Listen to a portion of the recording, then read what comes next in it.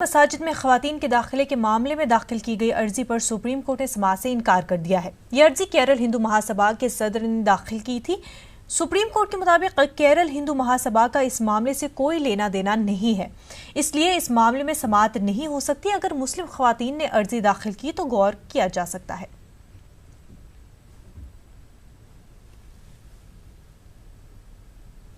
आयुष्मान खुराना की film article 15 को राहत मिली है। सुप्रीम कोर्ट ने फिल्म पर पाबंदी लगाने से इनकार कर दिया है और सुप्रीम कोर्ट ने अर्जी गुजार ब्राह्मण समाज ऑफ इंडिया से कहा है कि ब्राह्मण समाज मुतल्लिका फोरम से रुजू करे। आपको बता दें कि ब्राह्मण समाज ने फिल्म पर पाबंदी लगाने का मुतालबा किया था।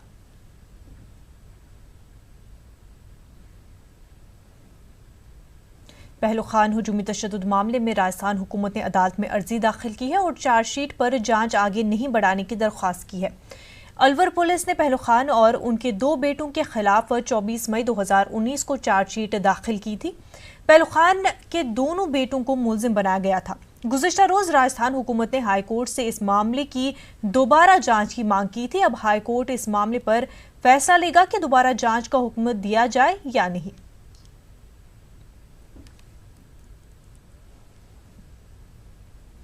एयर इंडिया की छोटी परवाजों में हाजी अब आब जमजम नहीं ला सकेंगे। एयर इंडिया के तर्जुमान ने एक गैर मुल्की अखबार में इस बात की तस्दीक की है।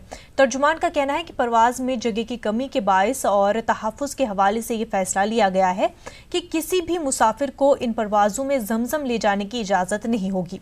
ताहम मुसाफिर एयर इंडिया की बड़ी परवाजों में जमजम ला सकते हैं। एयर इंडिया की जानिब से इस बारे में एक सर्क्यूलर भी जारी किया गया है, जिसके मुताबिक परवाज नंबर AI 1966 जिद्दा हैदराबाद मुंबई और जिद्दा से कोचिन के दरमियान चलने वाली परवाज नंबर AI 1964 में फौरी तौर पर जमजम लाने पर पाबंदी आयद कर दी गई है। ये पाबंदी 15 सितंबर तक लागू रहेगी।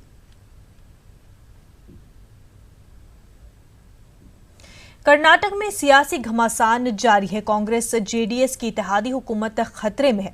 काबीना में शामिल आजाद रुकने असेंबली नागेश ने वजारत से इस्तीफा दे दिया है। उन्होंने हुकूमत को दी गई हिमायत भी वापस ले ली है। जब से कांग्रेस जेडीएस के अरकान असेंबली ने इस्तीफा दिया है, उसके बाद से बहरान के खात्मे के लिए मीटिंगों का दौर भी जारी है। हालात की संगीनी को देखते हुए वजीर आला HD कुमारस्वामी अमेरिका का दौरा बीच में ही मनसूख करके इतवार को हिंदुस्तान लौट आए। आपको बता दें कि कर्नाटक में 225 असेंबली सीटें हैं, जिनमें कांग्रेस जेडीएस इत्तेहाद के पास 118 अरकान असेंबली है। सादी अक्सरियत से 5 अरकान ज्यादा हैं। बीजेपी के पास 105 अरकान असेंबली हैं। ऐसे में हुकूमत साजी का दावा पेश करने का मौका बीजेपी के हाथ में आ सकता है।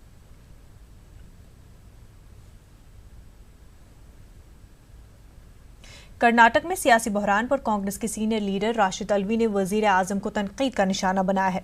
राशिद अल्वी का कहना है कि नरेंद्र मोदी पार्लियामेंट में मजबूत जमहूरी मुल्क की बात करते हैं और पार्लियामेंट से बाहर गैर बीजेपी रियासतों में हुकूमत को तोड़ने की मंसूबाबंद कोशिश जारी है। सरकार कांग्रेस पार्टी की बनी रहे, ये कलहिदा सवाल है। बड़ा सवाल ये है कि इस तरीके से MLAs इस्तीफा देकर जा रहे हैं। इसका साफ मतलब है कि भारतीय जनता पार्टी की मेजॉरिटी हो जाए और वो सरकार बना ले। ये काम कौन करेगा? बीजेपी और बीजेपी की सरकार के अलावा तो कोई दूसरा कर नहीं सकता है। और उनका इतिहास है, उन्होंने मणिपुर, मेघालय, उत्तराखंड, गोवा, हर जगह ये काम किया है। प्रधानमंत्री पार्लियामेंट के अंदर लोकतंत्र को मजबूत करने की बात करते हैं और पार्लियामेंट से बाहर लोकतंत्र को मजबूत करने का ये तरीका अपनाते हैं। उस अटल बिहारी वाजपेयी की उस सोच का भी मजाक है। ये दुर्भाग्यपूर्ण है और ये काम भारतीय जनता पार्टी और प्रधानमंत्री के बगैर मर्जी के मुमकिन नहीं है। शिवसेना के तर्जुमान संजय रावत का कहना है कि कर्नाटक में बीजेपी हुकूमत बनाने जा रही है, लेकिन कहीं न कहीं जमहूरियत का मजाक भी उड़ रहा है। लेकिन कर्नाटक में कांग्रेस बड़ी पार्टी होते हुए भी उसका वजीर आला कर्नाटक में नहीं है।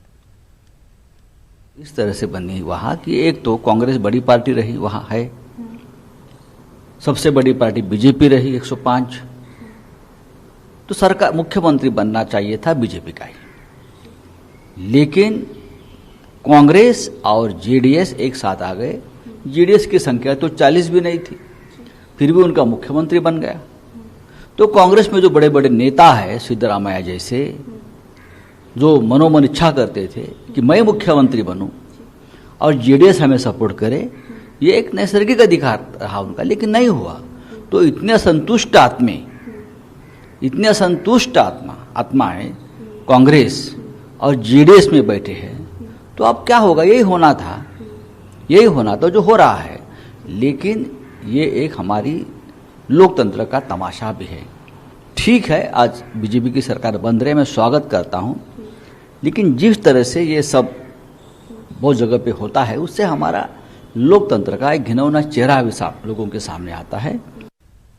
वहीं एनसीपी लीडर मजीद मोमिन का कहना है कि बीजेपी ये चाहती है कि हर रियासत में उसकी ही हुकूमत हो। इसके पहले भी दीगर रियासतों में बीजेपी जोड़ तोड़ की सियासत कर चुकी है और वही काम वो कर्नाटक में कर रही है। लोकतंत्र का गला घोंटते ही तमाम, और बीजेपी ने देखिए गोवा में क्या किया, मणिपुर में क्या किया, उत्तराखंड में कई। बीजेपी का ऐसा है कि जहां भारतीय जनता पार्टी की सरकार नहीं है वहां अस्थिरता पैदा करें आप किसी भी रास्ते से। वेस्ट बंगाल में भी यही कोशिश चल रही है कि ममता की सरकार को गिराया जाए। वहाँ एक और रास्ता अपनाया उन्होंने कि उधर आतंकवाद किया जाए, वायलेंस किया जाए, और फिर रिपोर्ट बना दी जाए राष्ट्रपति के नाम कि ये सरकार नहीं चल पाएगी, राष्ट्रपति शासन लगा दिया जाए। तो ये बहुत ही गैर माकूल और बिल्कुल ही गलत तरीका है जिसके ज़रिए सत्ता हड़पने की बात भारतीय जनता पार्टी, अमित शाह और नरेंद्र मोदी जी का यही एक ख्वाब कि भाई भारत में कोई भी राज्य ऐसा ना बचे कि जहां बीजेपी की सरकार ना हो। मैं समझता हूं इससे डेमोक्रेसी या लोकतंत्र बरकरार नहीं रहेगा, बल्कि लोकतंत्र टूट जाएगा।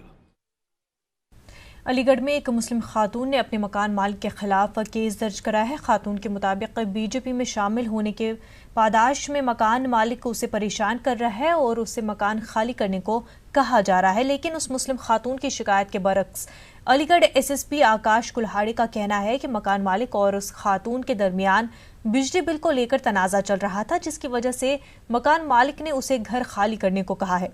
फिलहाल इस मामले में जांच जारी है। खातून ने मालिक मकान के खिलाफ कार्रवाई का मुतालबा किया है। भाजपा की सदस्य ली थी कल मैंने, वहाँ पर मंत्री जी भी आए थे।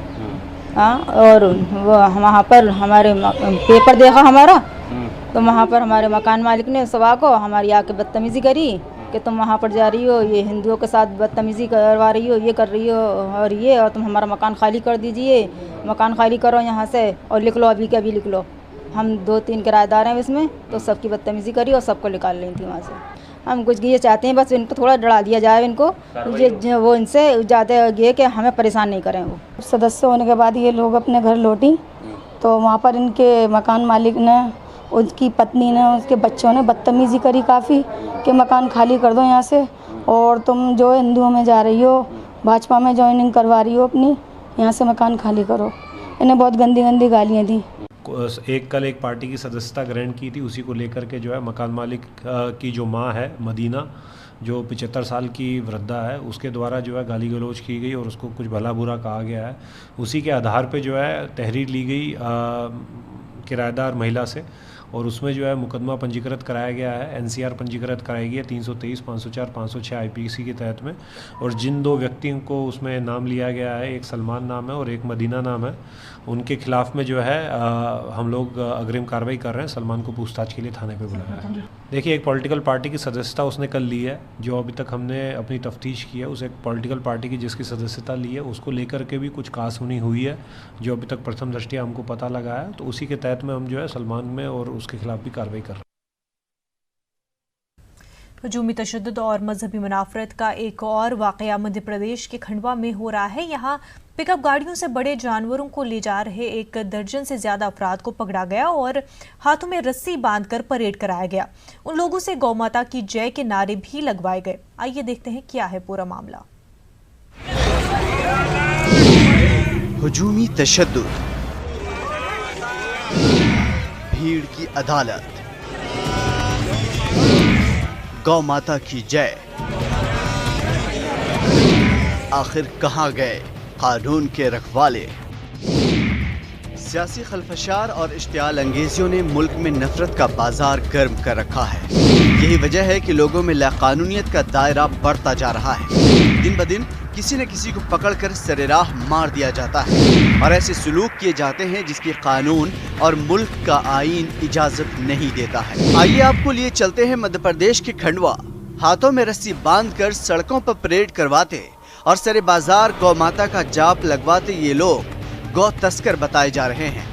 यहाँ न पुलिस है और न ही अदालत, सजा भीड़ दे रही है और गौ माता के नारे भी लगाने पर मजबूर कर रही है। निश्चित ही ये जो उठक बैठक लगाई गई है, जो उनका जुलूस निकाला गया है, इसके पीछे कमलनाथ सरकार की साफ मंशा है कि अपराधियों पे सख्त से सख्त कार्रवाई हो। उनको सार्वजनिक रूप से लोगों को ये बताया जाए कि ये इस तरह से तस्करी करते हैं, इस तरह से गोवंश ले जाते हैं। यही हमारा संकल्प है। हमारी कथनी और करनी में यही अंतर है कि हम जो कहते हैं वो करके दिखाते हैं। खंडवा की महाराष्ट्र सरहद पर बसे सांवली खेड़ा गांव में 8 पिकअप गाड़ियां पकड़ी गईं, जिसमें बड़े जानवर दूसरी जगह मुंतकिल किए जा रहे थे। बताया जा रहा है कि फौरी पुलिस को इत्तला दी गई, लेकिन पुलिस नहीं पहुंची और फिर भीड़ ने अपना मजहबी दरबार लगाया और गौ माता की जय का नारा बुलंद करवाया। इस पूरे हादसे पर पुलिस ने कसूरवारों के खिलाफ कार्रवाई की बात कही है। कालवा थाना पुलिस ने ये कार्रवाई की है। इसमें संबंधितों के विरुद्ध FIR रजिस्टर करके बाकी संवैधानिक कार्रवाई जारी है। कुछ 7-8 गाड़ियां थी जिनमें ये परिवहन किया जा रहा था अवैध रूप से। ऐसे लोगों के विरुद्ध केसेस रजिस्टर किए गए हैं और फिर कार्रवाई जारी है। सर, इसमें कुछ ग्रामीणों ने उनका जुलूस भी निकाला है, पूरी तरह से जो है जो दोषी लोग हैं उनके विरुद्ध FIR रजिस्टर की जा चुकी है और बाकी आगे की कार्रवाई भी जारी है। MP में ही इंतजामी उमूर के एक आला अफसर नियाज खान ने गुज़िश्ता रोज ट्वीट किया था कि वो नाम बदलना चाहते हैं ताकि वो हुजूमी तशद्दुद से बच सकें। अब इस मामले में नफरत, लाकानूनियत, इंतजामिया की लापरवाही या सियासी साजिश जो भी कहें, लेकिन एक बात तो साफ है कि इस तरह के हसास मामले को नजरअंदाज करना ठीक नहीं है, वरना लोगों का भरोसा कानून और नज़्म नस्क से हमेशा के लिए खत्म हो जाएगा और फिर शुरू होगा इंसानियत की बर्बादी का लामतनाही सिलसिला। Bureau report, news 18 Urdu.